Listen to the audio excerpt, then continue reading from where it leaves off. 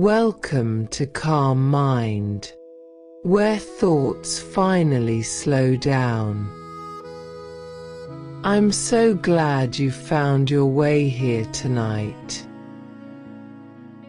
You don't need to focus, fix anything, or understand everything you hear tonight. Just let the words pass through as you rest. This is a gentle microdose of calm. Tonight, we talk about something you might be doing without even realizing it. Something so automatic, so deeply ingrained, that it's become invisible to you. You're explaining yourself, constantly, defending your choices, justifying your needs, proving that your rest is legitimate, that your tiredness is valid, that you deserve to stop. And tonight, I want to offer you something radical, something that might feel impossible at first, but could change everything. You have permission to rest without explaining. Not permission from me, you don't need that, but permission from yourself. Permission to rest without proving you deserve it. Permission to stop without justifying why. Permission to say no without a detailed explanation of your reasons. Because here's the truth: rest doesn't require justification. Your needs don't need to be defended. Your limits don't need to be proven. You're allowed to rest simply because you need to. That's the only reason required. But you've been trained to explain, to justify, to prove. You've learned that rest is suspicious, that saying no needs an excuse, that taking care of yourself requires a legitimate reason that others will accept. So you constantly explain yourself. I'm resting because I'm sick. I'm saying no because I have this other thing. I can't because. And you provide elaborate justifications, hoping they're convincing enough, hoping people will accept that yes, you really do need to rest. But what if you didn't have to explain? What if I need to rest was a complete sentence? What if no required no follow-up? What if you could take care of yourself without a defense attorney's argument for why it's necessary? Tonight, we explore what it means to rest without explaining. To honor your needs without justifying them. To exist without constant defense of your humanity. Let's look at the scripts you run. The automatic explanations you give when you need to rest or say no. I can't come to that event because I have to work. Even though the real reason is, I'm exhausted and need a quiet night. But you don't say that, because I'm tired doesn't sound legitimate enough. So you find a reason that sounds more acceptable.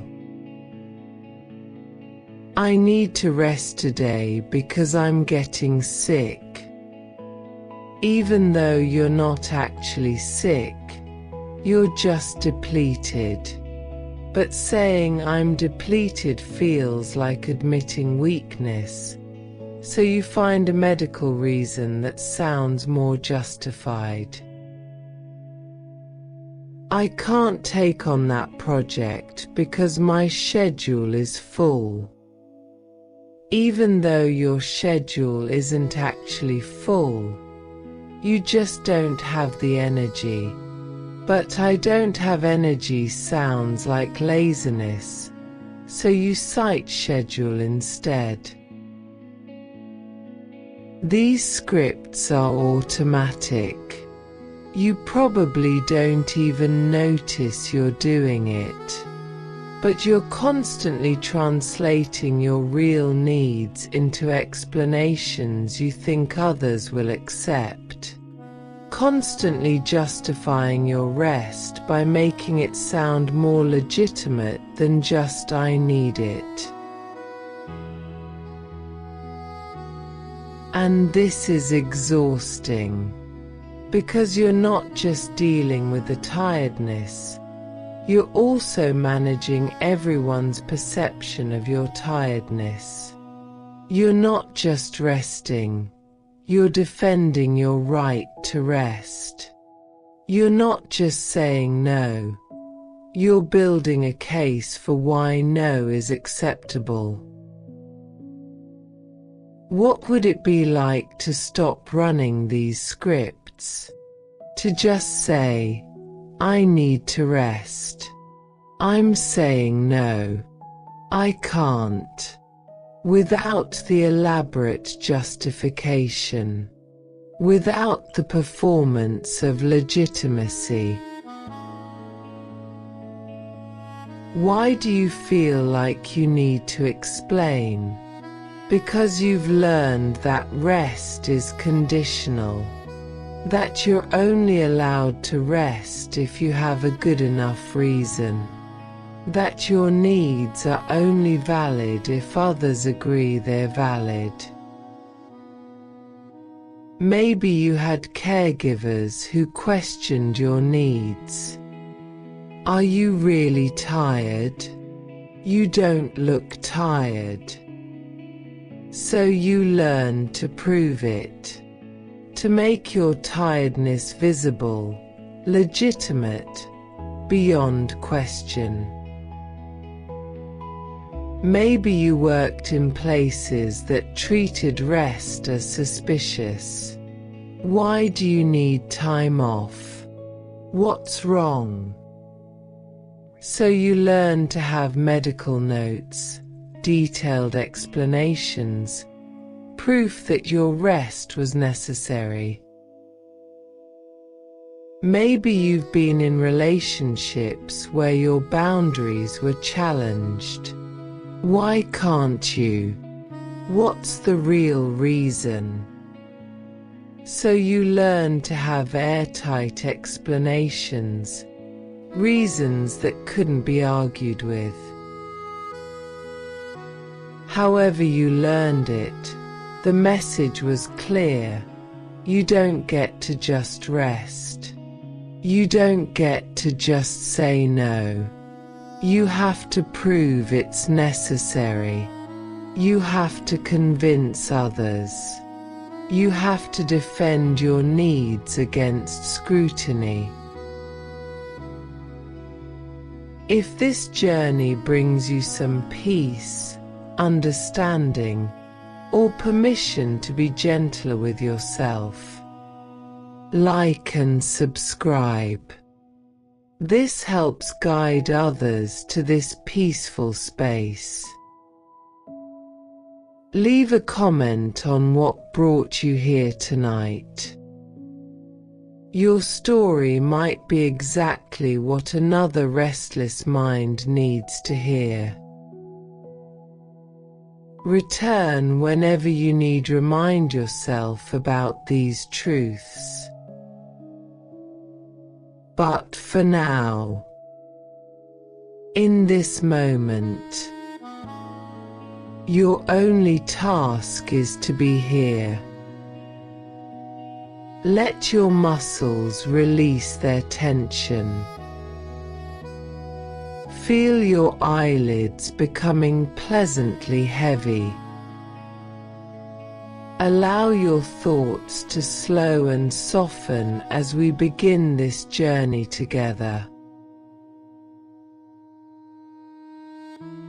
And so explaining became automatic, a protective mechanism. If you can explain well enough, people won't question you, won't judge you, won't see you as lazy or selfish or weak.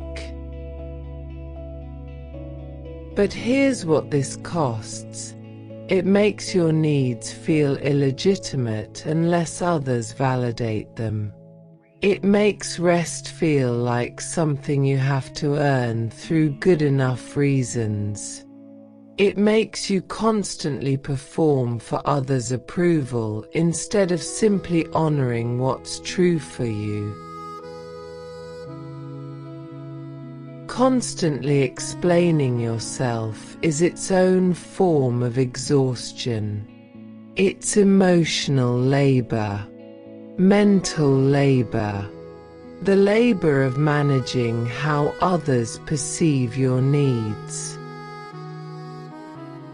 Think about how much energy you spend on this, crafting explanations that sound legitimate, anticipating objections, preparing responses, performing tiredness so it's visible enough to be believed, justifying, defending, explaining, proving.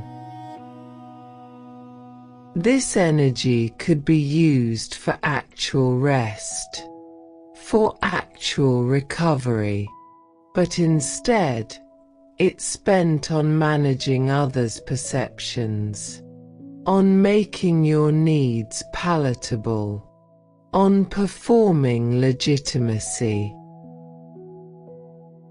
And even when you're resting, you're not fully resting, because part of you is still defending, still worried about whether your rest is justified enough, still anxious about what others think, still holding yourself accountable to invisible judges. So you're tired, and you're tired from being tired, and you're tired from having to prove you're tired. It's exhaustion layered on exhaustion layered on exhaustion. What if you stopped? What if you reclaimed all that energy you're spending on explanation and defense? What if you rested without the additional labor of justifying the rest? Here's a question. Whose permission are you actually seeking when you explain yourself? Sometimes it's specific people. Your boss, your partner, your family. People who might judge or question or disapprove. People whose acceptance you need or want. People who have power over your life in some way. But often, it's more abstract than that. It's society. It's culture. It's the internalized voice that says, rest must be justified. Needs must be proven. You can't just take care of yourself without a good reason. And most insidiously, it's yourself. You've internalized the judges. You've become the one who demands explanation from yourself, who questions your own needs, who makes you prove that yes, you really do deserve to rest. Pause. 12 seconds. So even when no one else is asking, you're explaining to yourself, justifying to your own internal critic, defending against your own internalized productivity police. And this is the exhaustion. You can never escape the scrutiny, because it's inside you. You're seeking permission from judges you carry within yourself, performing legitimacy for an audience in your own head. What if you stopped seeking permission? What if you gave yourself permission unconditionally? What if you became the authority on your own needs, and your authority didn't require explanation? Imagine saying, "I need to rest," and stopping there.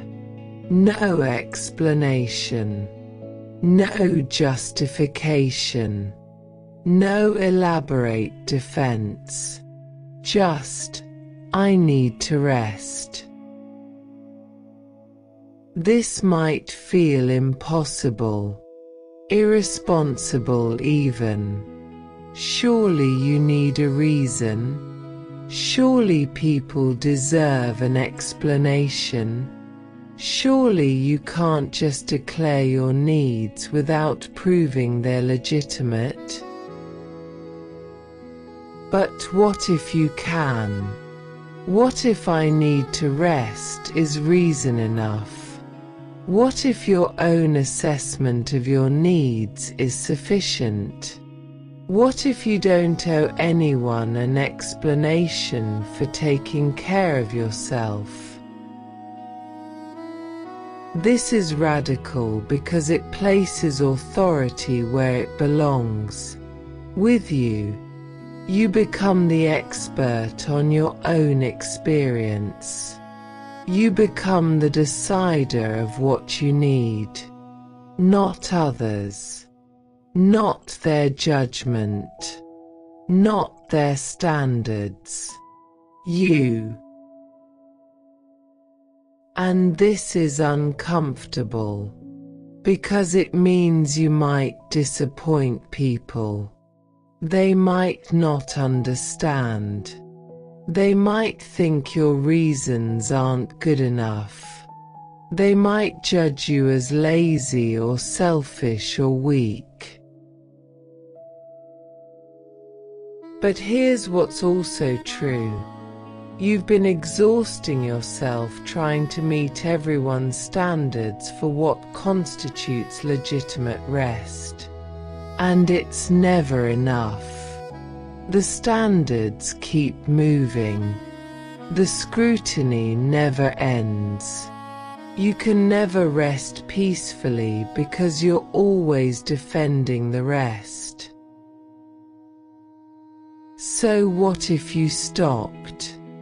What if you accepted that some people won't understand, won't approve, won't think your reasons are good enough, and you rest anyway, without explanation, without defense, because you need it, and that's enough? Let's be honest about what you're actually explaining when you explain your rest. You're not really explaining the rest itself. You're explaining your worth. You're saying, "I'm still valuable even though I'm resting. I'm still productive even though I'm stopping. I'm still worthy even though I have needs. Please don't judge me as less than because I need to take care of myself. The explanation is a preemptive defense against the judgment you fear, against the worry that rest makes you seem weak, lazy, unproductive, unworthy. But you don't need to defend your worth. Your worth is not conditional on constant productivity. Your value is not determined by how rarely you rest. You're worthy simply because you exist. And that worth doesn't require explanation. When you rest without explaining, you're claiming that inherent worth. You're saying, I don't need to prove I deserve rest. I'm human. Humans need rest. That's sufficient. This is threatening to systems that profit from your productivity. Systems that need you to feel unworthy unless you're producing. Systems that benefit when you constantly explain and justify and defend instead of simply resting. So resting without explanation is not just personal, it's political. It's refusing to participate in your own diminishment. It's claiming your humanity without apology. It's revolutionary. Tonight, you're invited to practice resting without explaining. Not to anyone else, just to yourself. You don't have to announce it. You don't have to defend it. You just rest. Notice when the urge to explain arises. I'm resting because. And just stop. Let the sentence be incomplete. I'm resting. Period. No because. No justification. Just the act itself. Notice when you start defending yourself to yourself. It's okay that I'm resting because I did enough today. And challenge it. It's okay that I'm resting because I'm resting. That's the only reason needed. This is practice. The urge to explain is deeply ingrained. It will arise hundreds of times tonight. And each time, you can notice it and choose differently. Choose to rest without the explanation. Choose to honor your needs without the defense. Over these hours, let yourself experience what it feels like to rest unconditionally, without proving you deserve it, without justifying it, without explaining it. Just resting because you're resting, and that being enough. This might bring up discomfort, guilt, anxiety, the feeling that you're doing something wrong. That's normal. That's the conditioning responding. You can notice it without believing it. There's the voice that says I need to explain, and I'm choosing not to. Tonight, you practice a new way. A way where rest doesn't require explanation. Where your needs don't need justification. Where you're allowed to simply be human without defending your humanity. Let's explore why you think you need permission to rest in the first place. Because this belief is learned.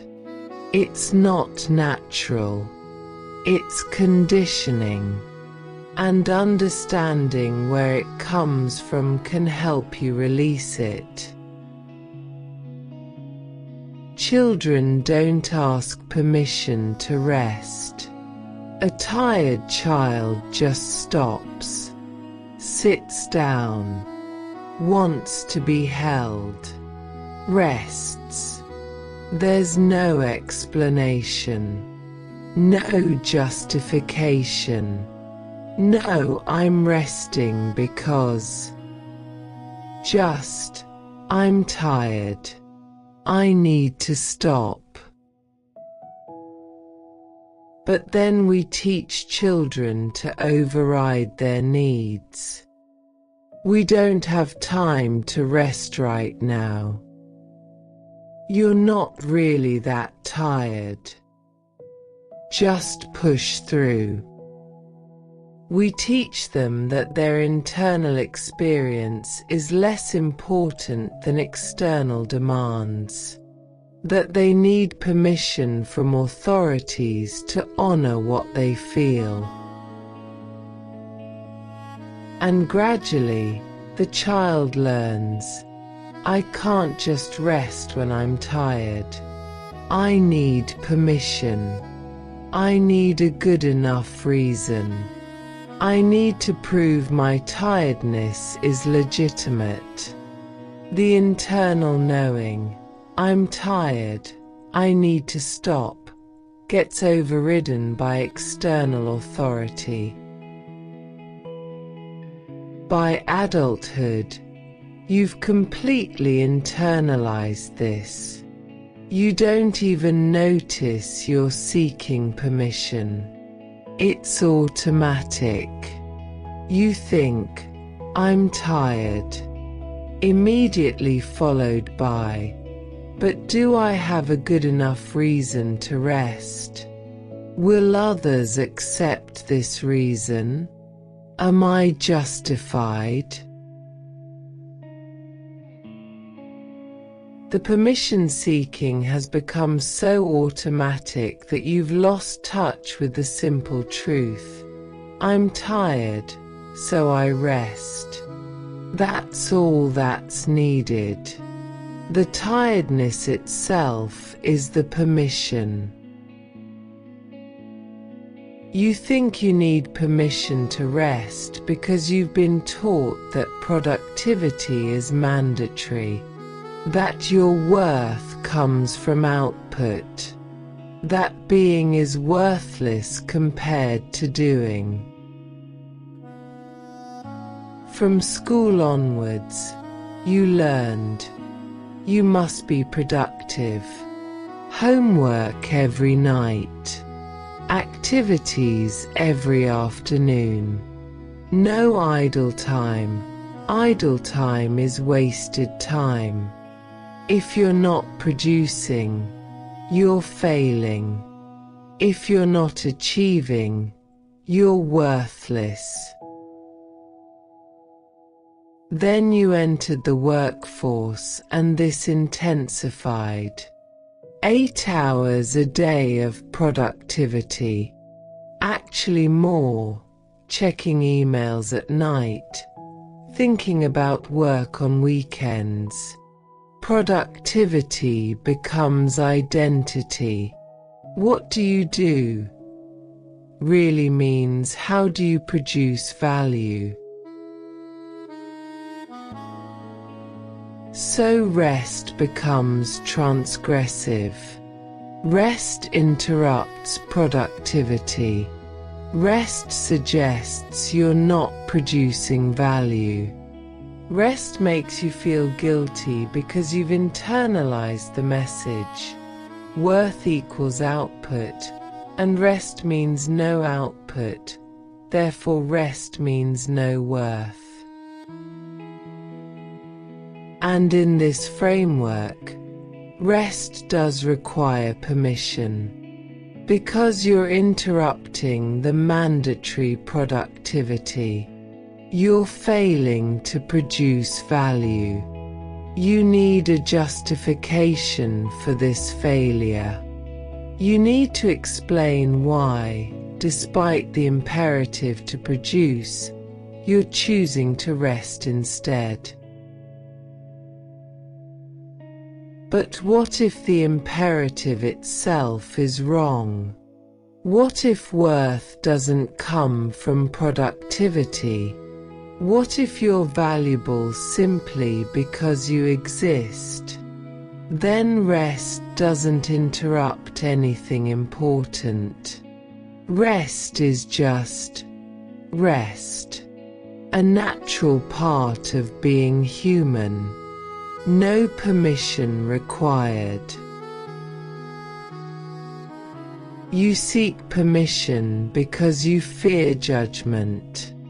You fear that without a good enough reason, people will judge you as lazy, selfish, weak, unproductive, not pulling your weight. And this fear is not irrational. People do judge. Society does equate rest with laziness. There are real consequences sometimes for taking care of yourself. Social disapproval, lost opportunities, being seen as less dedicated or committed. So you preempt the judgment by explaining, by justifying, by proving your rest is legitimate. You hope that if you explain well enough, people won't judge you, won't see you as lazy, will accept that yes, you really do need this rest. But here's the problem. You can never explain well enough to satisfy everyone. Some people will judge regardless. Some people are invested in seeing rest as laziness because it justifies their own lack of rest. Some people can't accept your rest because it challenges their worldview. So you exhaust yourself trying to prevent judgment that will happen anyway. You craft elaborate explanations that some people won't accept.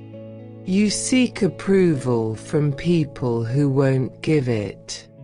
And you still feel judged despite all the explaining. What if you accepted that judgment will come regardless? Some people will judge you for resting even with the best explanation. So you might as well rest without the explanation. Save your energy. Let people judge. You're still allowed to rest. The most insidious reason you seek permission is this. You've internalized the authority. You've become the one who demands explanation from yourself.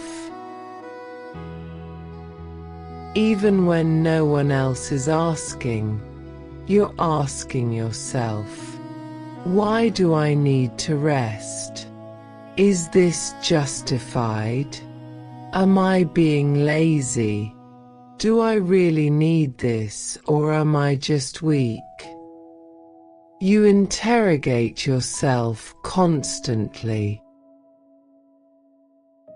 This internalized authority sounds like, "You don't look that tired.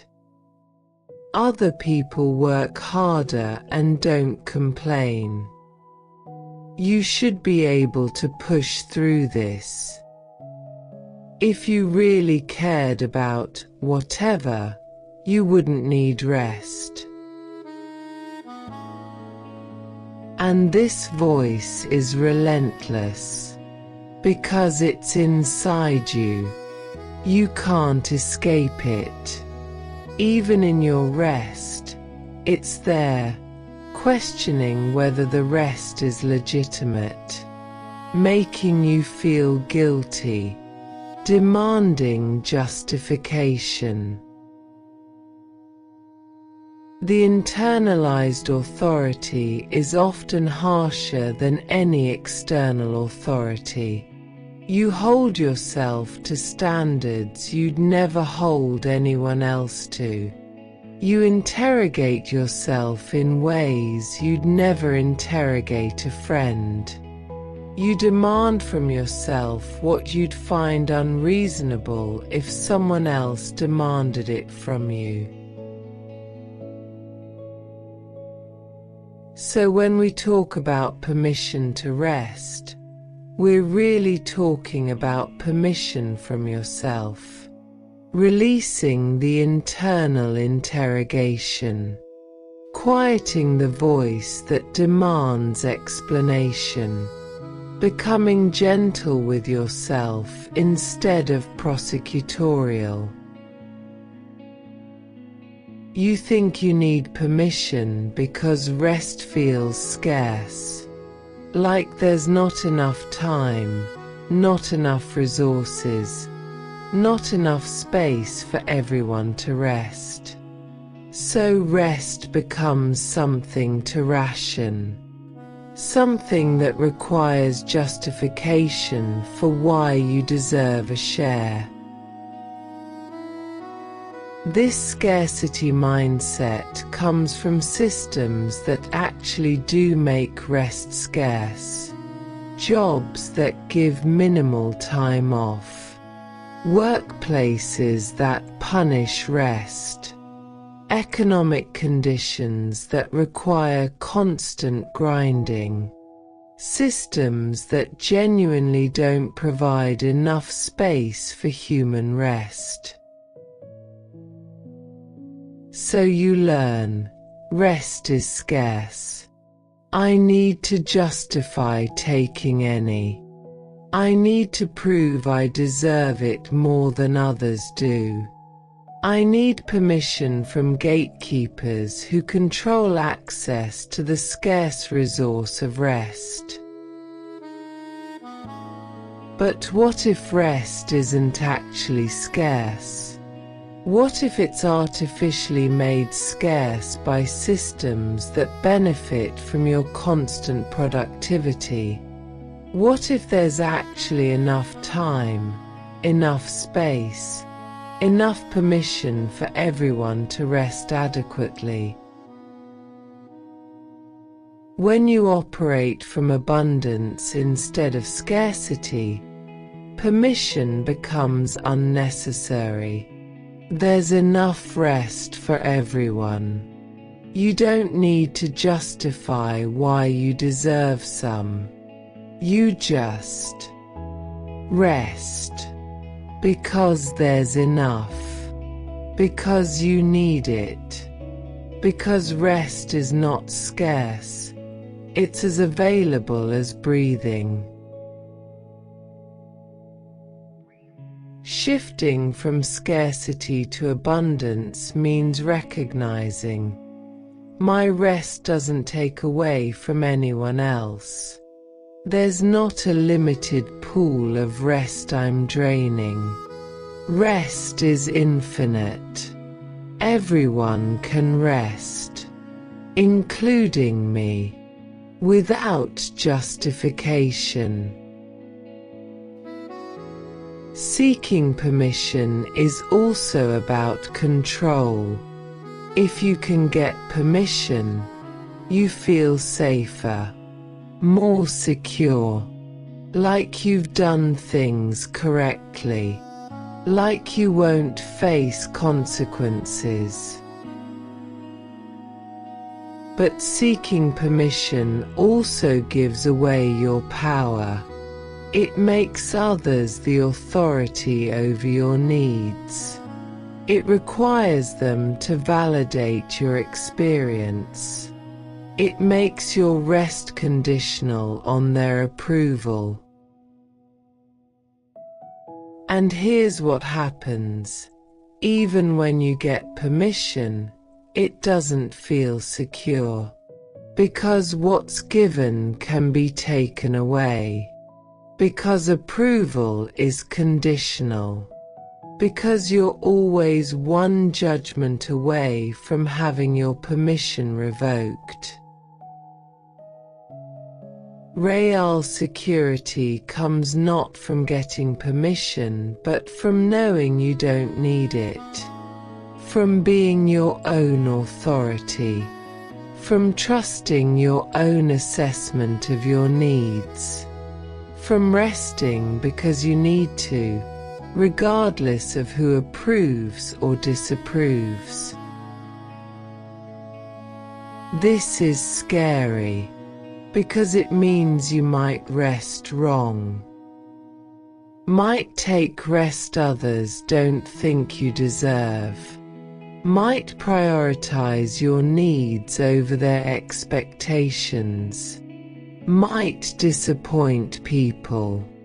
Might be judged. But it also means freedom. Freedom from constant performance. Freedom from managing others' perceptions. Freedom from seeking approval that might never come or might be withdrawn. Freedom to be human without explanation.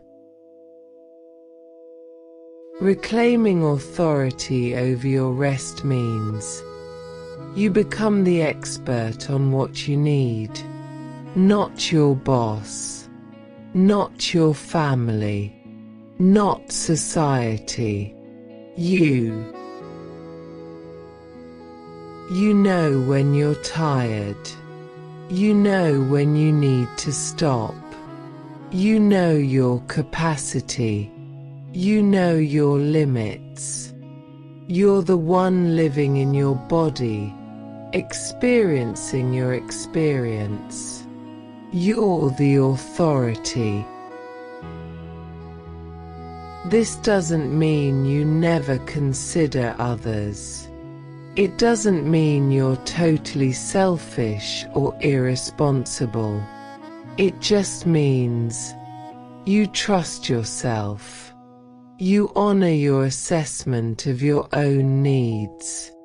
You don't require external validation to know what's true for you.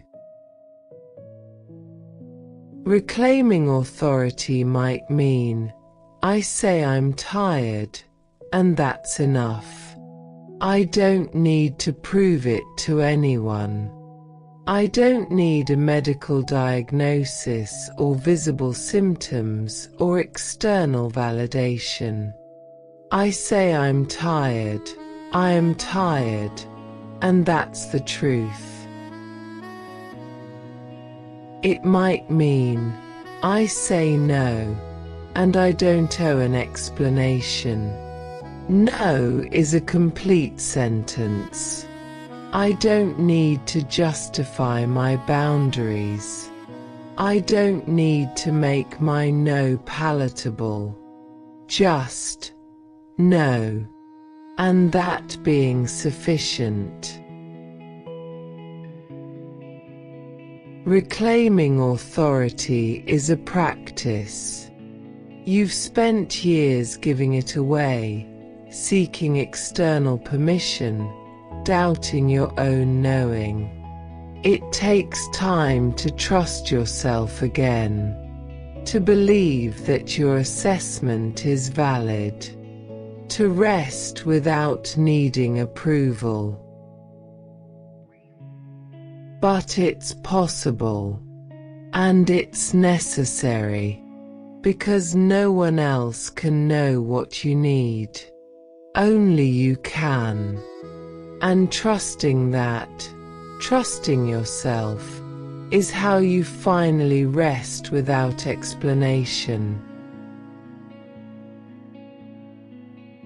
Let's talk about how exhausting it is to constantly explain yourself, to justify, to defend, to prove, because this explaining is its own form of labor, and it's depleting you. Every time you rest, you're also doing the work of justifying the rest. You're crafting explanations, anticipating questions, defending against imagined criticism, managing how others perceive your rest. So you're never fully resting. Part of you is always working to make the rest acceptable, working to prevent judgment, working to maintain others' approval. The rest itself becomes a site of labor. And this labor is invisible. It doesn't count as work in the official sense, but it's exhausting. Emotionally, mentally, it takes energy, attention, cognitive resources, energy that could be used for actual rest but instead goes to managing perception. So you're tired, and then you're tired from explaining why you're tired, and then you're tired from worrying whether your explanation was good enough. It's exhaustion compounding exhaustion. What would it feel like to stop? To reclaim all that energy you spend on explanation? To rest without the additional labor of justifying the rest? When you explain yourself, you're performing. You're presenting a version of your needs that you think will be acceptable. You're crafting legitimacy. This means you can't be fully honest. You can't say, "I just don't want to," or "I need rest for no specific reason." Those don't sound legitimate enough. So you find reasons that sound better. You perform having needs that others will accept. Maybe you exaggerate symptoms. "I'm getting sick," when really you're just tired. Because sick is legitimate in ways tired isn't. Sick gets permission. Tired gets judgment. Maybe you cite external obligations.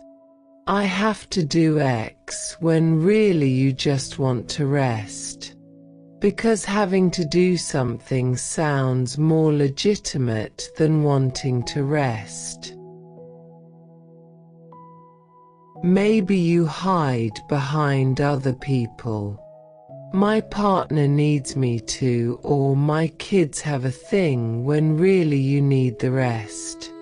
Because others' needs sound more legitimate than your own. All of this is performance. You're not being real. You're not being honest. You're presenting a curated version of your needs that you think will pass scrutiny. And that performance is exhausting. What if you could be honest? I need to rest. I don't have energy for that. I'm saying no because I need to. No performance. No crafted legitimacy. Just truth. Even if the truth is simple, unglamorous, unimpressive. Often, you're explaining even before anyone asks.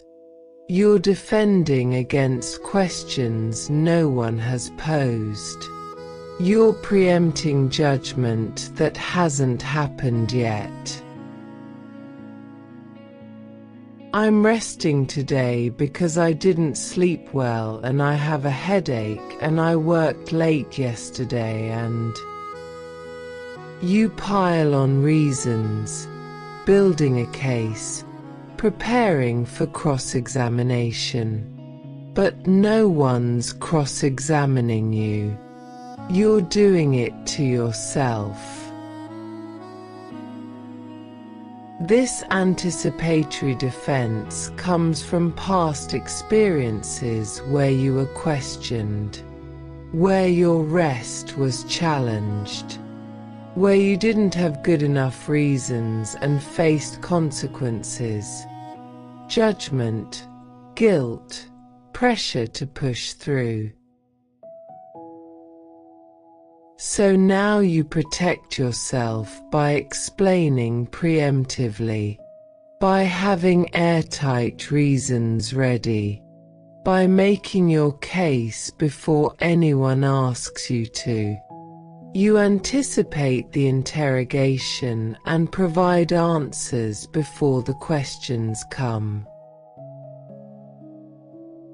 But this keeps you in interrogation mode constantly. You're always defending, always on trial, always having to justify your existence and your needs, even when you're alone. Even when no one's asking. The internal courtroom is always in session. What if you didn't have to anticipate defense? What if you could just rest? And if someone questions it, you could deal with it then. Or not deal with it. Just let them question. Your rest doesn't actually require their understanding. Let's be specific about how much energy explanation takes. Because it's not nothing. It's real cognitive and emotional labor. First, there's the mental energy of crafting the explanation. What reason will sound legitimate? What details should I include? How do I frame this so it's convincing? This takes thought, processing, mental resources. Then there's the emotional energy of managing potential judgment. Will they accept this? Will they think I'm lazy? Will I disappoint them? This creates anxiety, worry, emotional labor of managing your own feelings about their potential feelings. Then there's the social energy of actually explaining, having the conversation, reading their reaction, adjusting your explanation if they seem skeptical, managing the interaction. This is depleting, especially if you're introverted or socially anxious. And finally, there's the ongoing energy of wondering if you explained well enough, replaying the conversation, worrying about their judgment, second-guessing your reasons. This continues long after the explanation itself, consuming energy even in your rest. All of this energy, all of it, could be used for actual rest, for recovery, for restoration, but instead, it's spent on justification, on managing perception, on defending your humanity. When you stop explaining, you reclaim this energy, and you might be surprised by how much there is. How much of your depletion comes not from the tiredness itself, but from the labor of explaining the tiredness. Not everyone has to explain their rest the same way. Some people get to just rest. Others have to constantly justify. And this inequality is exhausting. People with privilege often don't have to explain. Their rest is assumed legitimate. Their boundaries are respected. When they say no, it's accepted. They get to be human without proving it. But people without privilege, women, people of color, disabled people, LGBTQ+ people, poor people, often have to explain constantly. Their rest is scrutinized. Their boundaries are questioned. When they say no, they need reasons. This is part of systemic oppression, making certain people constantly defend their humanity, making rest conditional on explanation that others never have to provide, creating exhaustion through the labor of justification itself. So if you're someone who has to explain constantly, know that this is not your personal failing. This is structural. The system requires some people to explain while others don't. And that's unjust. And refusing to explain, resting without justification, becomes an act of resistance. A refusal to participate in your own oppression. A claim to the dignity others take for granted. You're allowed to rest without explaining, regardless of your identity, regardless of whether others think you've earned it, regardless of whether systems demand explanation from you. You're human. Humans rest. That's all the justification needed. At some point, explaining becomes so automatic you don't even notice you're doing it. It's habit, reflex, You rest. You explain. Someone asks for something. You explain why you can't. It happens without conscious thought. And habits are powerful. They run on autopilot. You might intend to stop explaining, but the explanation comes out anyway, because the neural pathways are deep. The pattern is ingrained. Change requires conscious effort repeated over time. Breaking the explanation habit means noticing when you're about to explain, catching yourself mid-explanation, questioning whether the explanation is actually necessary or just automatic. It means practicing simpler responses.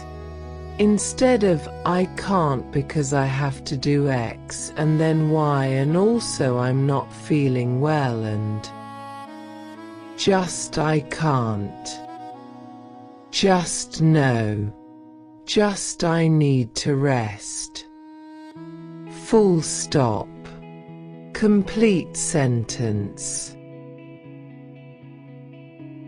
This will feel uncomfortable at first. The urge to elaborate will be strong. Your mouth might actually feel weird just stopping, like you're leaving something unfinished. That's the habit resisting change. But with practice, it gets easier. The simpler responses start to feel more natural. The urge to explain lessens, and you start to experience the relief of not having to constantly justify yourself. There's profound relief in not explaining, in just letting your rest be, in existing without defense. Relief in not having to craft responses, not having to anticipate questions, not having to manage perception, just being, resting, without the meta level of managing how the rest is perceived. Relief in trusting yourself, in saying "I need this" and believing it, not doubting, not interrogating, not requiring external validation, just knowing "I know what I need, and I'm honoring it". Relief in simplicity, in not having elaborate stories, in not keeping track of explanations, in not worrying about consistency, just "this is what's true for me now", and that being enough. This relief creates space. Space that was previously filled with explanation and defense. Space for actual rest. Space for presence. Space for being instead of constantly performing. And in that space, you might discover you have more energy than you thought, because so much of your depletion was coming from the explaining itself. When you stop explaining, you reclaim that energy, and rest becomes actually restful. Let's talk about rest as a right. Because the need for explanation comes from treating rest as a reward, as something you earn, as something conditional on good behavior, adequate productivity, sufficient justification. But rest is not a reward. Rest is a right, a basic human right, like breathing, like eating, like existing. You don't have to earn the right to rest. You have it simply because you're human. This shift from reward to right changes everything, because rewards require justification. Rewards must be earned. Rewards are conditional on meeting certain standards. But rights are unconditional. Rights don't require explanation. Rights just are. So when rest is a right, you don't need to prove you deserve it. You don't need to explain why you need it. You don't need permission. You just rest, because it's your right, as fundamental as any other human right. But we don't treat rest this way. We treat it as optional, as luxury, as something you get after you've produced enough, as a reward for adequate productivity. And this framework makes rest feel illegitimate unless you've earned it. What changes when you recognize rest as a right? When you claim it the way you'd claim any fundamental human right. Think about other human rights. The right to breathe. The right to drink water. The right to exist. You don't have to explain these. You don't have to justify breathing. You don't have to prove you're thirsty enough to deserve water. These rights are self-evident. Rest should be the same. You don't have to prove you're tired enough. Don't have to demonstrate adequate depletion. Don't have to meet some threshold of exhaustion before rest becomes legitimate. You need rest. You rest. Just like you need air, you breathe. But capitalism has commodified rest, made it scarce, turned it into something you earn through productivity. This is a violation of a fundamental human right. And when you internalize this, when you treat your own rest as something to be earned, you participate in your own violation. Claiming rest as a right means, I don't owe anyone an explanation. This is not optional. This is not negotiable. This is a basic human need, and I'm allowed to meet it without justification. This might feel radical, might feel selfish or entitled, because you've been taught that needing things is problematic, that having rights makes demands on others. That claiming space for yourself is taking from others. But your rest doesn't take from anyone. Your right to rest doesn't diminish anyone else's rights. There's enough space for everyone to honor this fundamental human need. Your rest is not at odds with others' well-being. It's part of recognizing everyone's humanity, including your own. When rest is a right, it has dignity. It's not something to be ashamed of, not something to apologize for, not something to hide or minimize or justify. It's dignified. It's human. It's honorable. But when rest is a reward, it's undignified. You have to beg for it. Prove you deserve it. Perform adequate exhaustion. This is humiliating.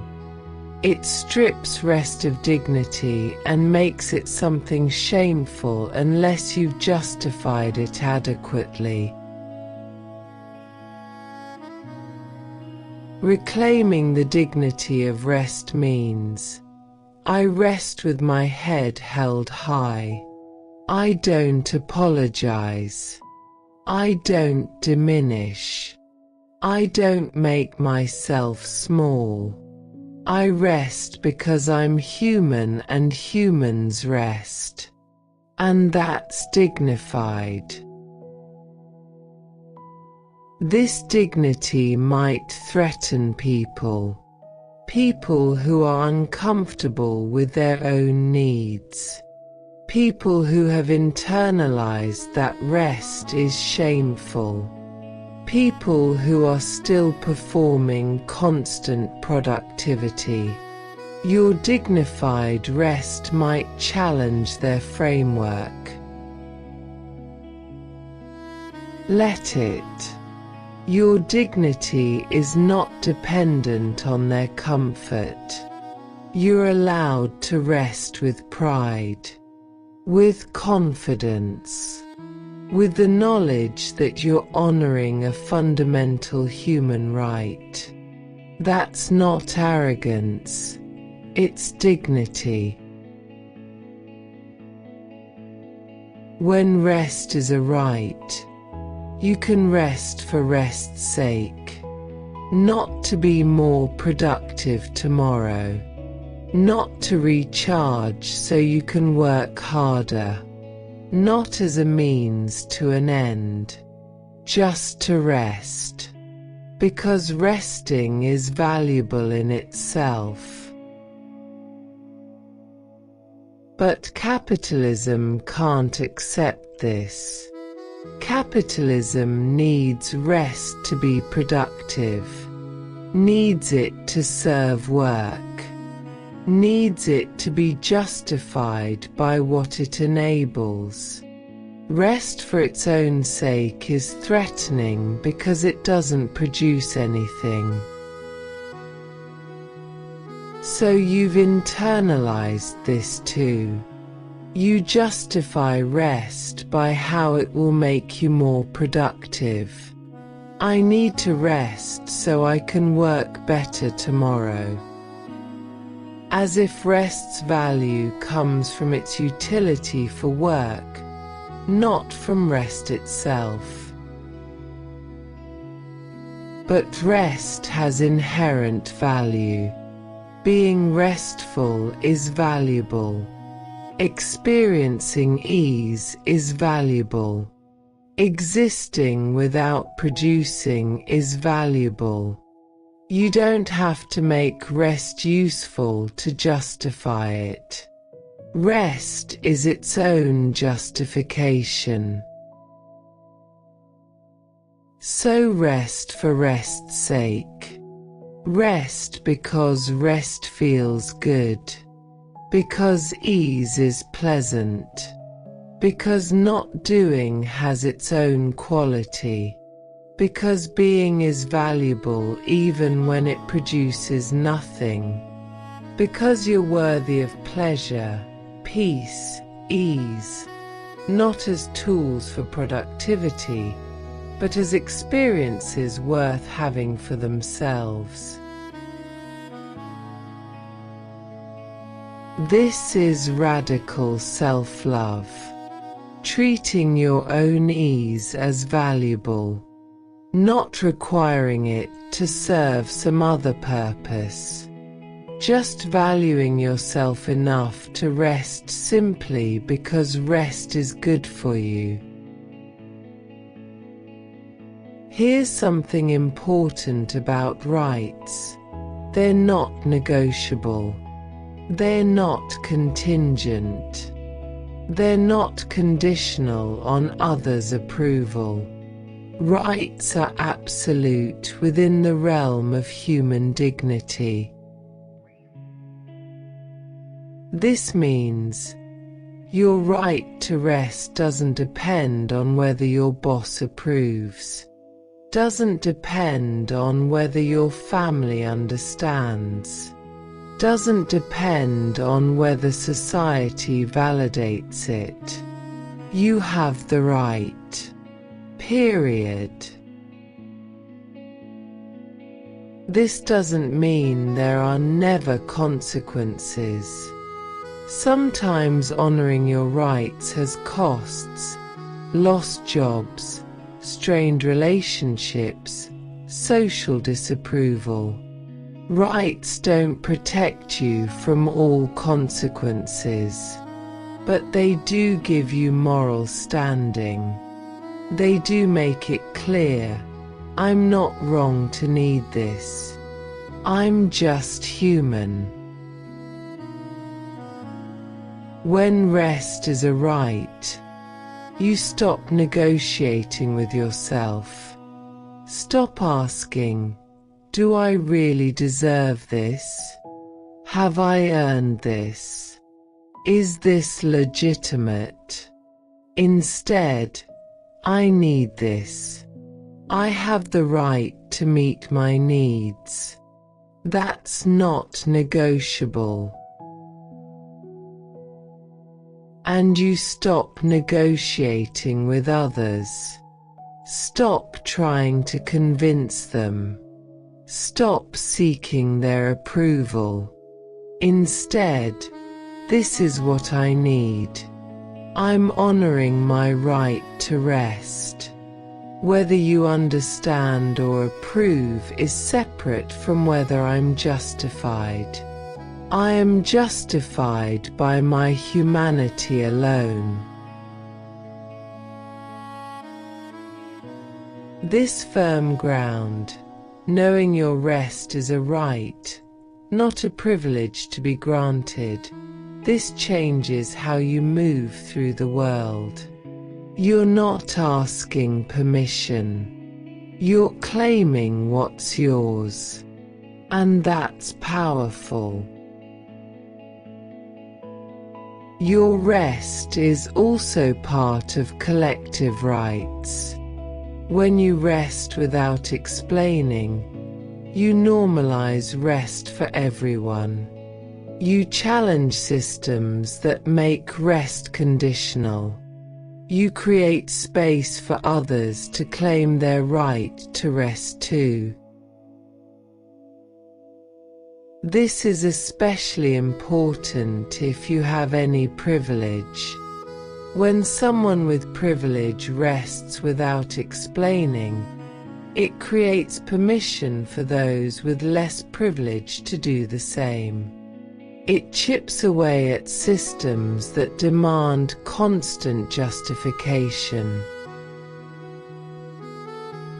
So your rest without explanation is not just personal. It's political. It's collective.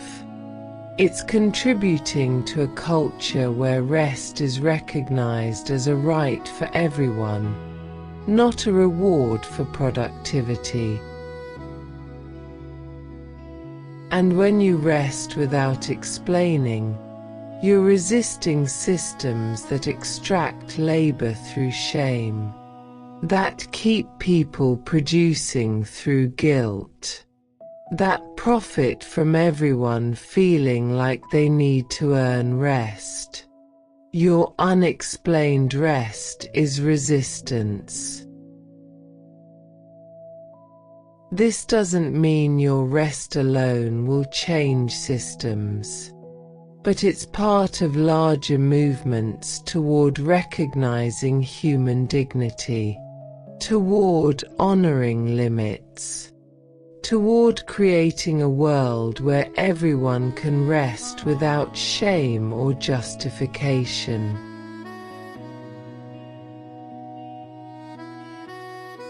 So rest for yourself, and rest for everyone. Rest as a claim to rights that should be universal. Rest as an act of solidarity with everyone who's been denied the right to rest without explanation. So rest for yourself, and rest for everyone. Rest as a claim to rights that should be universal. Rest as an act of solidarity with everyone who's been denied the right to rest without explanation. Let's explore what becomes possible when you stop explaining. Because not explaining isn't just about conservation of energy. It's about power. About reclaiming authority, about transformation. When you stop explaining, you stop giving others power over your decisions. You stop making them the judges of what's legitimate. You stop requiring their approval. And that shift in power changes everything. Suddenly, you're the authority. You decide what you need. You determine what's legitimate. You assess your own capacity, not others, not their standards, not their judgment. You. And this is threatening to systems that rely on your self-doubt, to people who benefit from you constantly justifying yourself, to the part of you that's afraid of your own power. But it's also liberating. Because you finally get to trust yourself, to honor your own knowing, to act from your own authority instead of constantly seeking external validation. So let's explore what the power of no explanation actually looks like. What becomes possible when you rest without defending the rest? When you don't have to explain, boundaries become dramatically simpler. Instead of elaborate justifications, you just have boundaries. Clean, clear, simple. I can't do that. Not, I can't do that because I have this thing and also I'm not feeling well and I've been really busy and just, I can't do that. Period. Complete sentence. Complete boundary. This simplicity is powerful because it doesn't leave room for negotiation. When you give elaborate explanations, people can pick them apart. Well, if you're not feeling well, what if you rest now and do it later? If you're busy, what about next week? The explanation becomes a foothold for others to push back. But simple boundaries are harder to argue with. I can't doesn't give footholds. It's just reality. This is my boundary. This is my no. And you don't need to understand it. You just need to respect it. Some people won't like this. They'll want explanations. They'll push back. But why? And you can practice saying, I just can't. Or even, I don't want to explain. And letting that be enough. Simple boundaries require trusting yourself. Trusting that you don't need to justify your no. Trusting that your boundary is legitimate simply because you're setting it. And that trust, that's where power lives. Here's something important. When you stop explaining, you stop lying. Because so many of your explanations are lies. Or at least, partial truths. Performances of legitimacy rather than actual honesty. You say you're sick when you're actually just exhausted. You say you have plans when you actually just need solitude. You say you're busy when you actually just don't want to. These aren't full lies, but they're not full truths either. And lying, even polite lying, even lies meant to make things easier, this has a cost. It distances you from yourself, makes you perform instead of being real, creates a gap between your inner truth and outer presentation. When you stop explaining, you can start being honest. I need to rest. I don't want to. I don't have energy for that. These are truths. Simple, unglamorous, but real. And there's power in truth that doesn't exist in performance. Being honest might make others uncomfortable. They're used to the polite lies, used to elaborate explanations they can evaluate.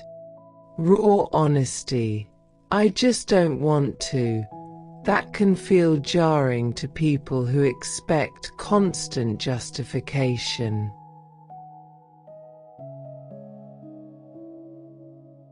But their discomfort with your honesty is not your problem. You're allowed to be truthful. You're allowed to say what's real for you. And that honesty, that integrity between inside and outside, that's essential for wholeness.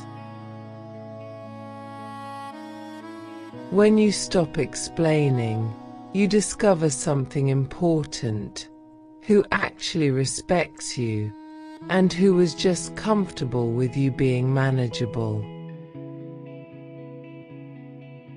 Some people will respect your boundaries without explanation. They'll accept your no. They'll trust that you know what you need. These people respect you as an autonomous human being with your own authority. Other people will push back. They'll demand explanations. They'll question your boundaries. They'll be uncomfortable with you not justifying yourself. These people are uncomfortable with your autonomy. They preferred you when you were seeking their approval. This is valuable information. It shows you who you can be real with, who actually trusts you, who respects your humanity versus who needs you to be smaller, more justifying, more manageable. And yes, this might change relationships. Some people might pull away when you stop explaining, when you stop performing for their approval, when you claim your own authority. That's painful, but it's also honest. Better to know who respects the real you than to exhaust yourself maintaining relationships based on performance. The people who stay, who respect your boundaries without needing explanation, those are your people. Those are relationships based on actual respect, not just your utility or manageability. The energy you reclaim by not explaining, it's massive. And you might not realize how massive until you stop and feel the difference.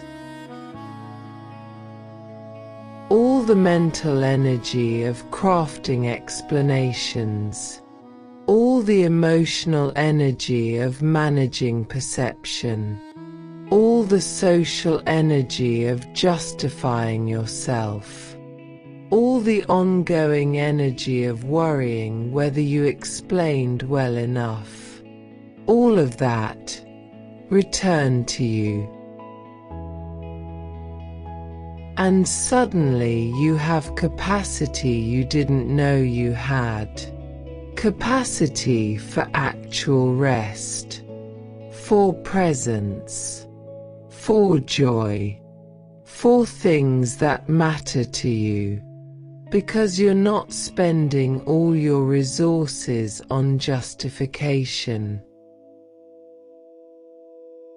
This energy conservation is not minor. For some people, the explaining itself was a major source of depletion, more depleting than the original tiredness. So stopping the explaining doesn't just save energy, it removes a major drain. What would you do with that reclaimed energy? What becomes possible when you're not constantly defending yourself? What could you create, experience, enjoy if you weren't exhausted from justification? Constant explanation keeps you in your head, thinking about how others perceive you, crafting responses, managing image. You're not actually present. You're monitoring and adjusting and performing. But when you stop explaining, you can be present. You can actually be here, in your experience, without the meta level of managing perception. You can rest without simultaneously defending the rest. You can just be. This presence is profound, because you've maybe been absent from your own life for years, too busy managing how others see you to actually live. And when you stop explaining, you finally arrive. You're here, actually experiencing instead of performing. Presence in rest means you're actually resting, not planning tomorrow's defense, not worrying about judgment, not crafting future explanations, just resting. And rest that's actually restful, not rest interrupted by performance, that's restorative in ways defended rest never is. When you rest without explaining, you model for others that this is possible, that you can honor your needs without justification. That authority can be internal rather than external. This is especially powerful if others look up to you in some way. Your children, your students, your colleagues, your friends. When they see you setting boundaries without elaborate justification, they learn, oh, that's possible. I can do that too. You're creating permission, not by telling people they can rest without explaining, but by showing them, by living it, by being someone who honors their own authority and trusts their own needs. And this matters, because most people have never seen this modeled. They've only seen constant justification, constant explanation, constant seeking of permission. So when you do something different, you expand what feels possible for everyone watching. This isn't about being perfect. You'll still explain sometimes, still justify, still seek approval.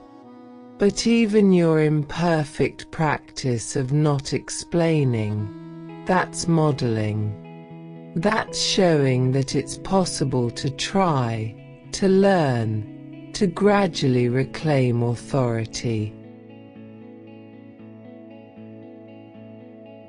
Stopping explanation is uncomfortable.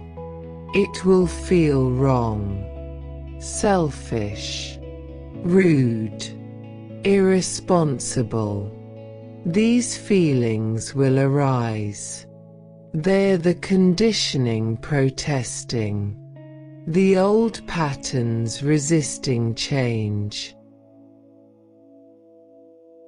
But the discomfort is temporary.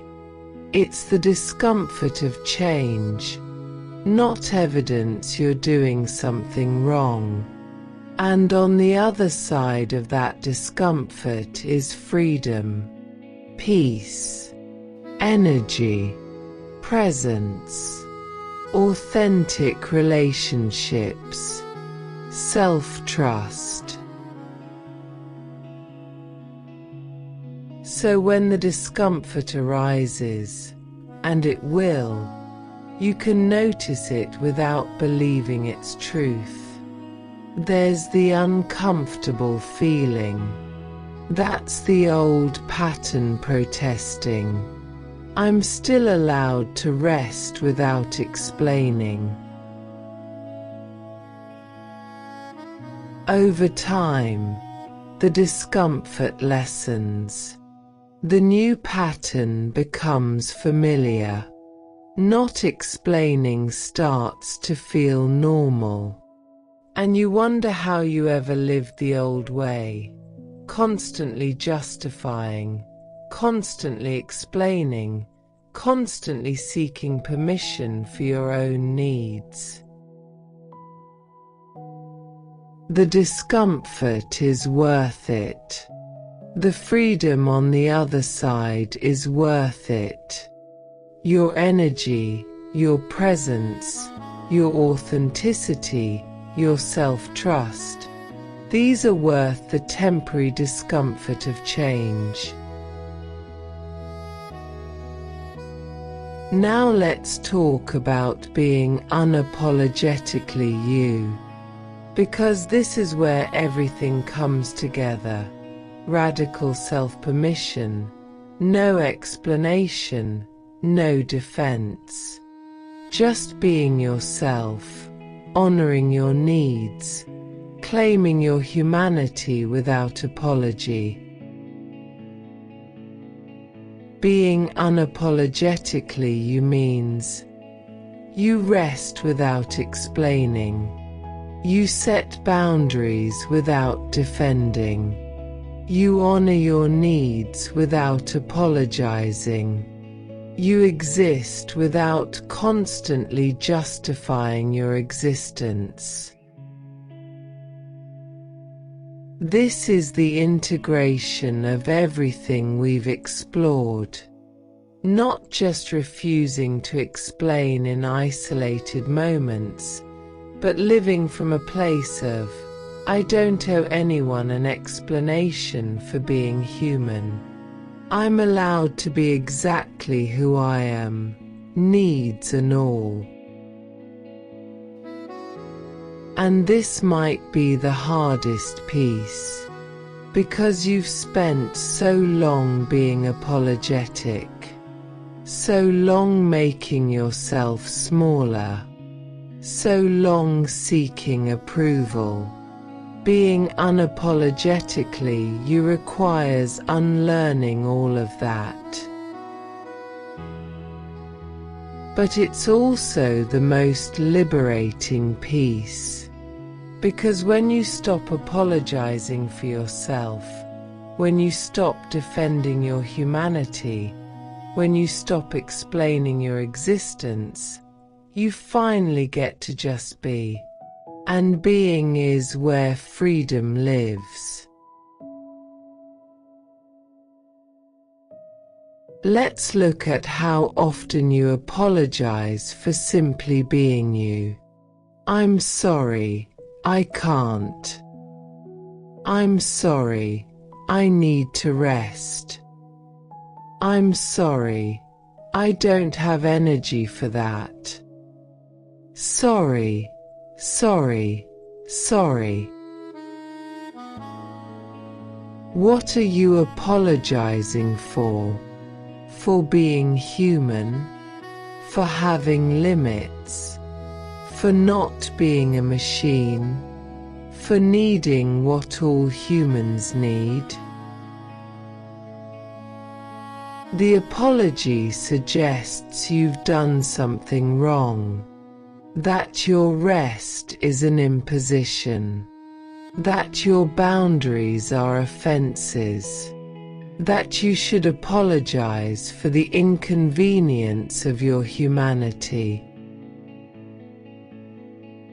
But you haven't done anything wrong. You're just human. And being human includes needs, limits, boundaries. These aren't transgressions. They're just reality. Reality doesn't require apology. So notice how often you say sorry when what you mean is just no, or I need to rest, or I can't do that. Notice how the apology is automatic, reflexive, and start questioning, what am I actually apologizing for?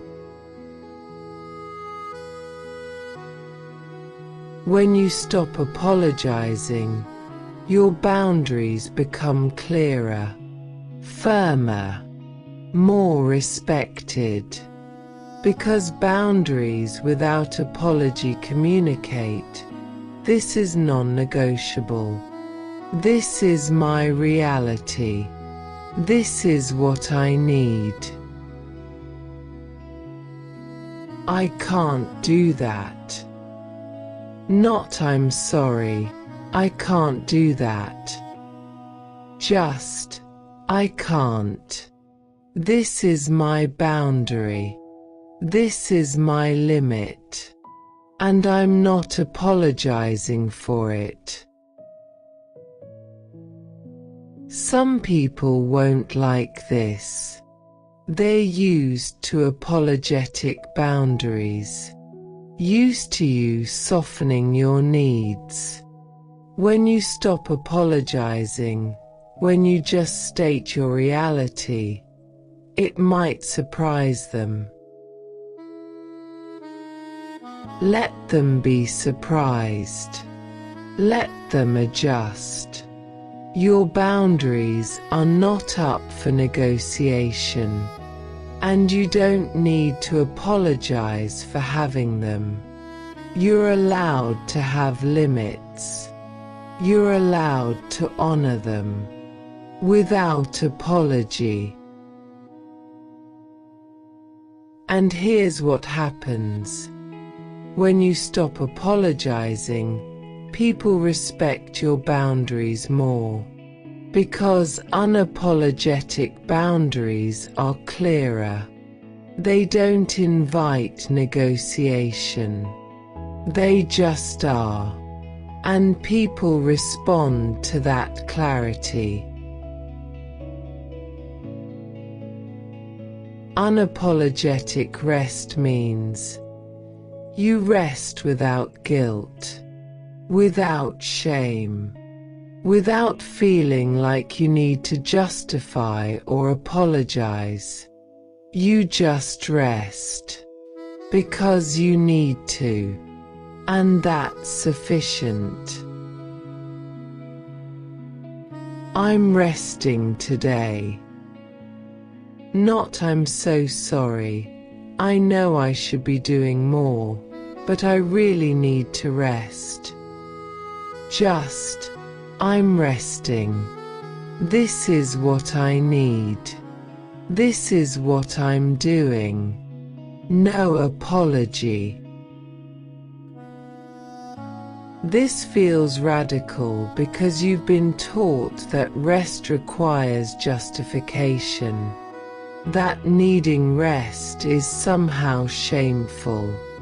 That you should apologize for not being constantly productive.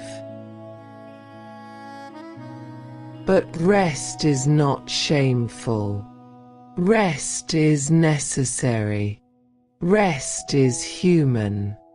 And you don't apologize for breathing, for eating, for existing. You don't need to apologize for resting either. So practice unapologetic rest tonight. Notice when the urge to apologize arises. I'm sorry, I'm just lying here. And catch it. I'm not sorry. I'm resting. And that's allowed.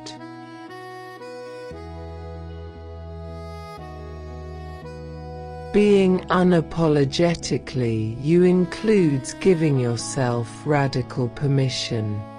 Permission that's unconditional. That doesn't require justification. That comes from your own authority, not external approval. Radical self-permission means you trust yourself. You know what you need. You don't need anyone else to validate your experience. Your assessment of your needs is sufficient. and you act on that assessment without apology. This means, even if you're not as tired as you could be, you're still allowed to rest. Even if you could push through, you're still allowed to stop. Even if others are doing more, you're still allowed to do less. Without apology. Without justification. Your permission doesn't depend on comparison, doesn't depend on maximal depletion, doesn't depend on meeting some threshold. It's just, I need rest. I give myself permission. That's all.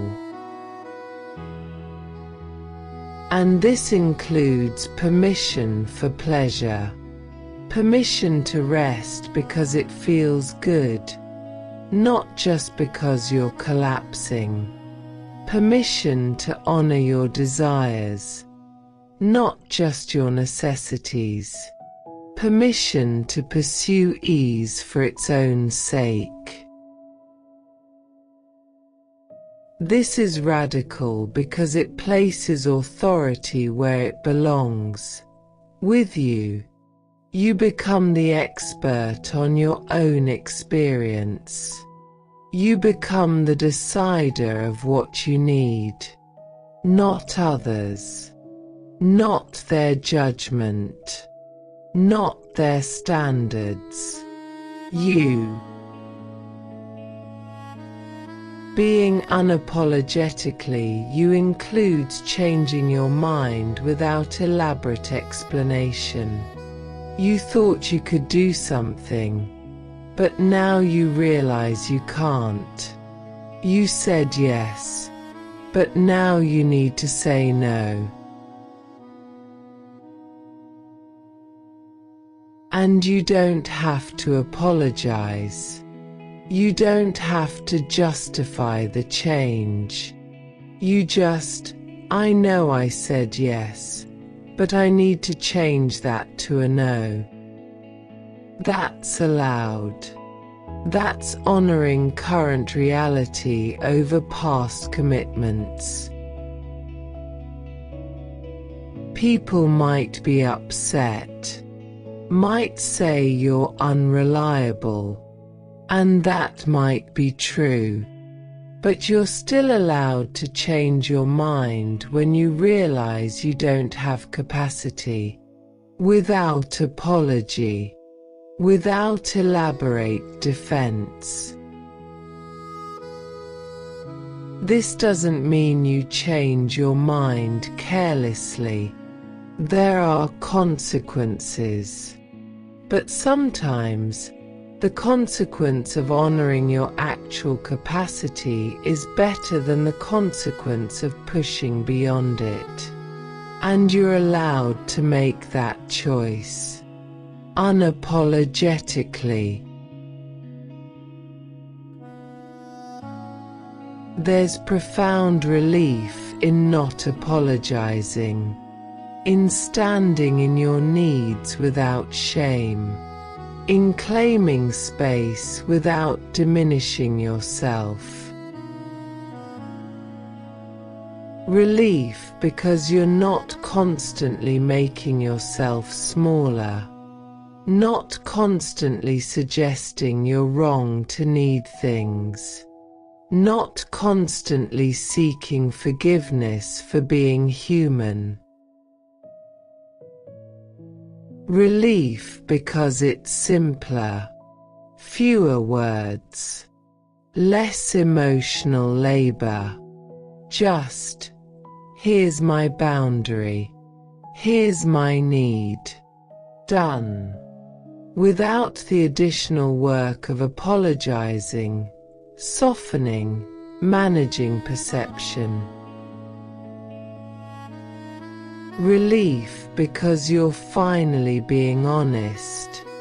The apology was a performance.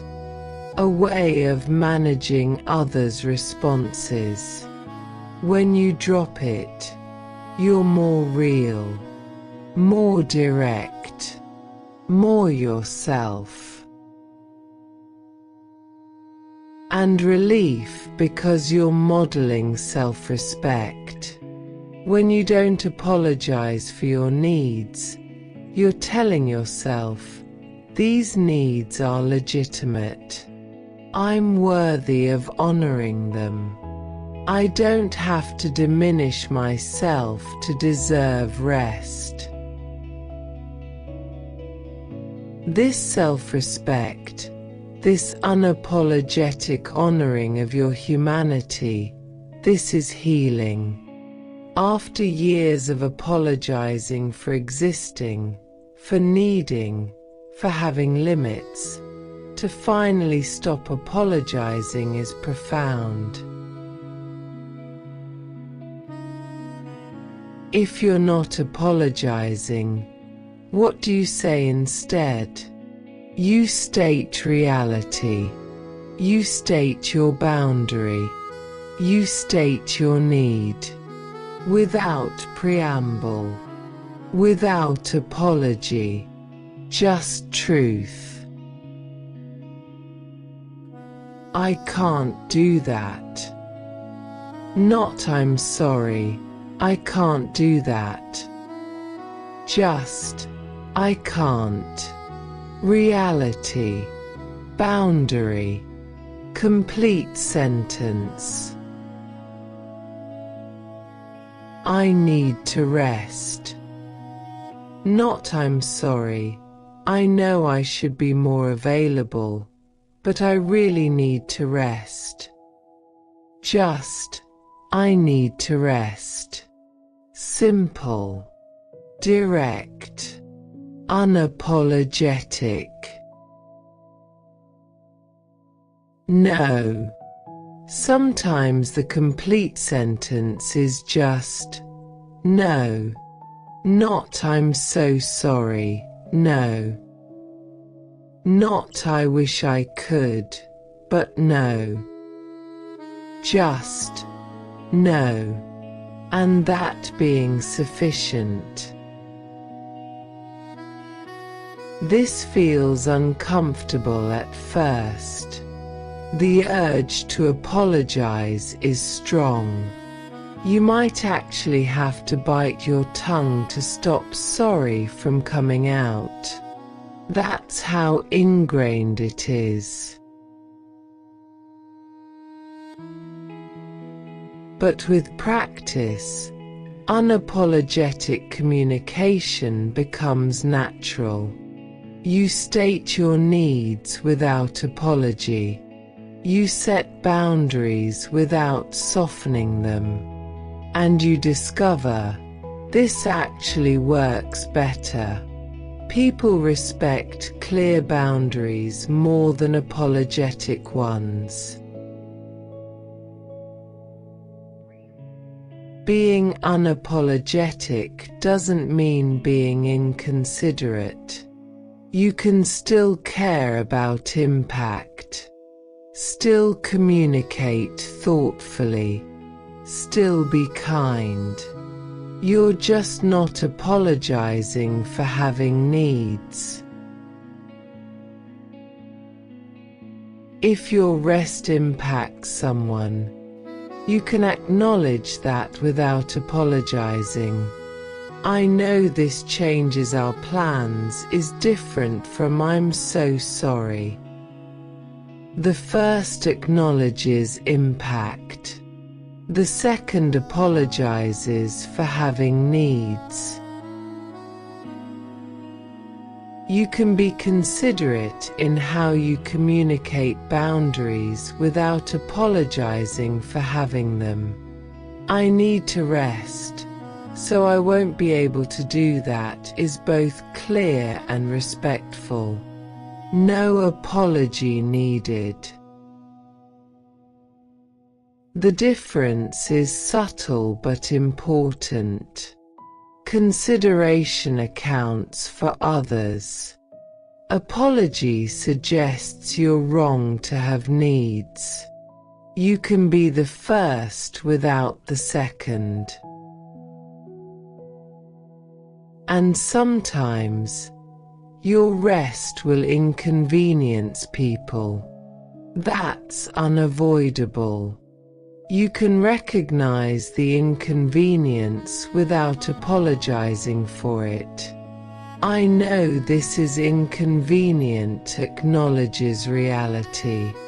I'm sorry suggests you shouldn't have needs that create inconvenience.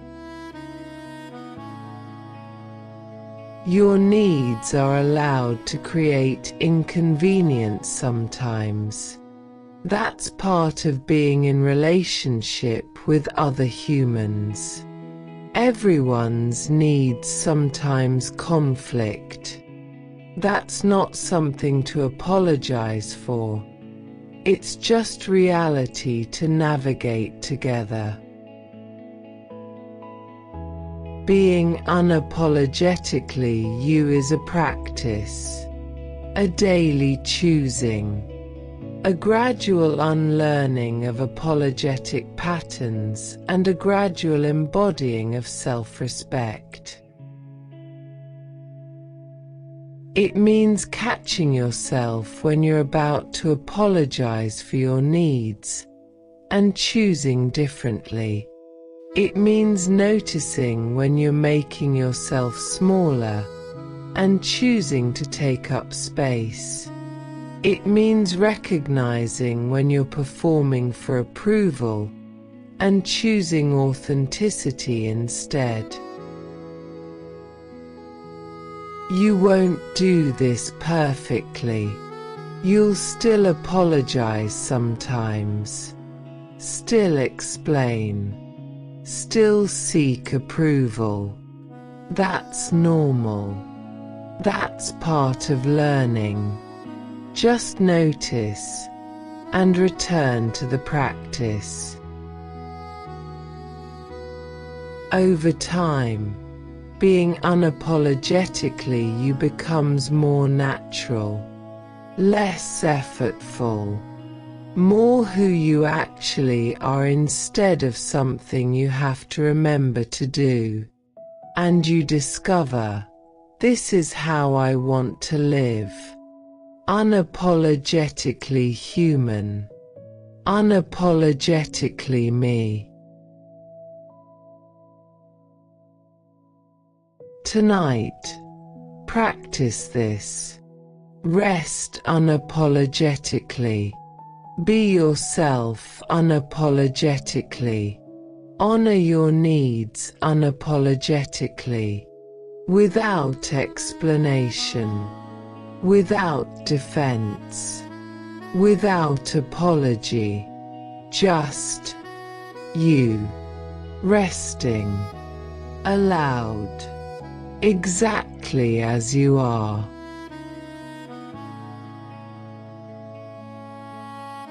And so we arrive at sleep. Not sleep you've had to justify. Not sleep you've had to explain. Not sleep you've had to apologize for. But sleep that comes from finally claiming your right to rest without defense. You've spent these hours exploring what it means to rest without explaining, to honor your needs without justification, to claim your humanity without apology. And now, you can rest from all of it. If this journey brings you some peace, understanding, or permission to be gentler with yourself, like and subscribe. This helps guide others to this peaceful space. Leave a comment on what brought you here tonight. Your story might be exactly what another restless mind needs to hear. Return whenever you need to remind yourself about these truths. But for now, there's nothing to explain. No justification to provide. No apology to make. No defense to mount. Just rest. Just being here, human and allowed, and letting that be enough. Let yourself release the need to explain. All the justifying, all the defending, all the apologizing. Just let it go. It will probably come back tomorrow. But right now, you can rest from it. You don't need to explain. You don't need to justify.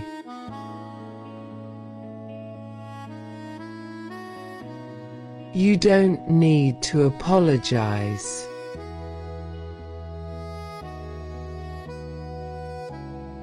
You're just resting.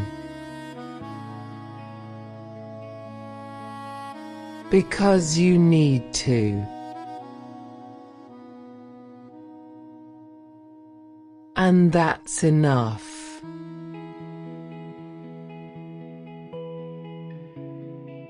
That's always been enough.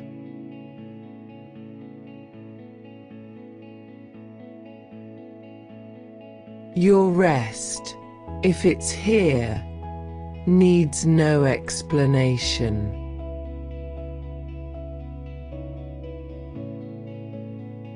Your boundaries, if you're setting them, need no defense.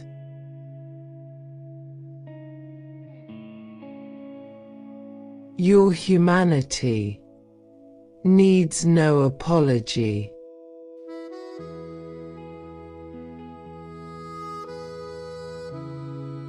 You can rest without explaining why.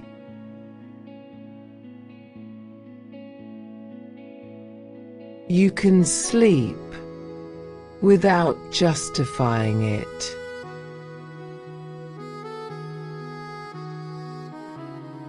You can simply be here, now, allowed.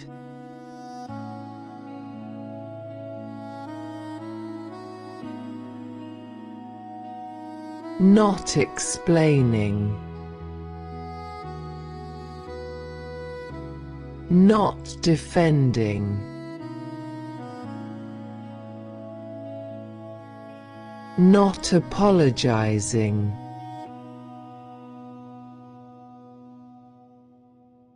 Just resting.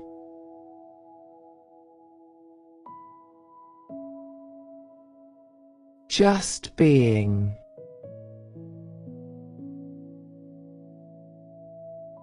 Just this.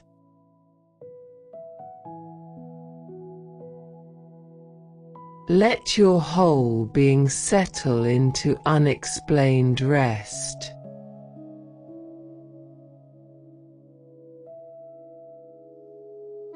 Let the justifications fall away.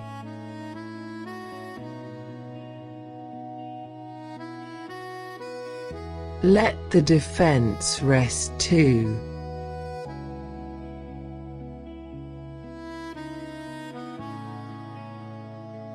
You are allowed.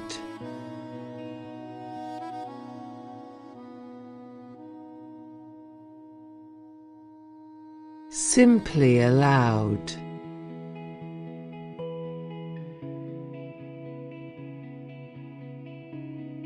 To rest.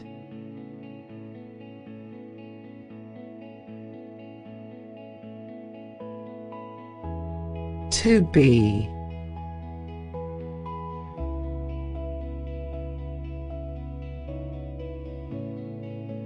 To exist without explanation.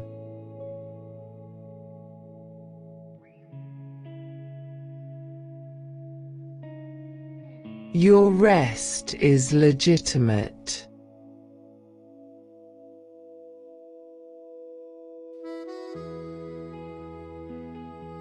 Not because you've proven it.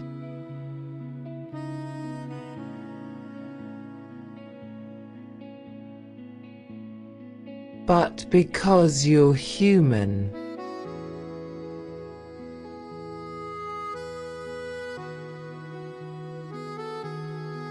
And humans rest.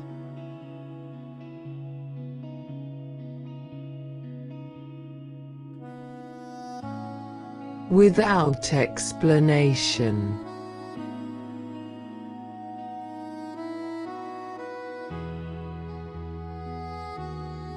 Without apology.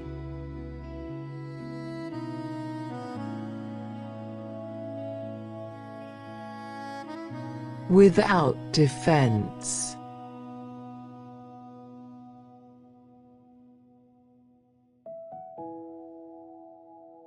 Just rest.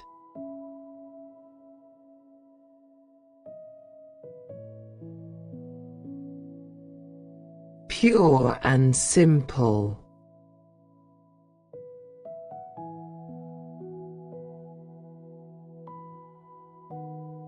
Unapologetic and allowed.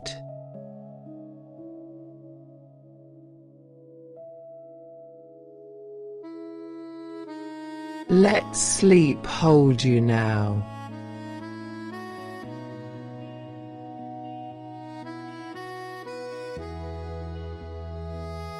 Without asking why.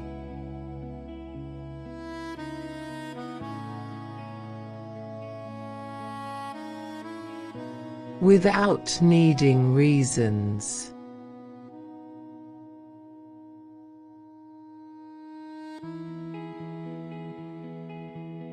Just resting.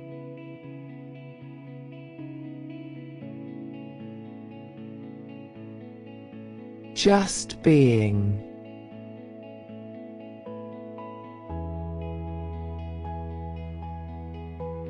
May you rest without ever needing to explain.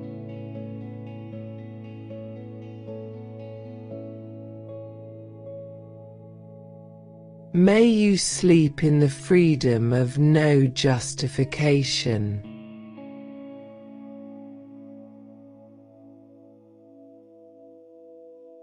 And may you wake remembering you were always allowed.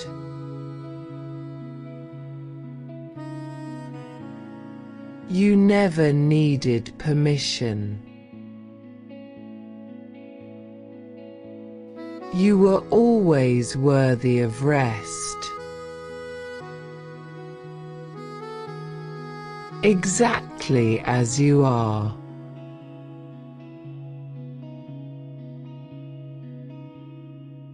I'll see you soon.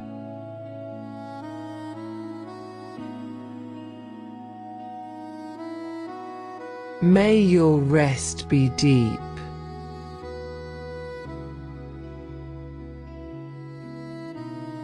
And your dreams be gentle.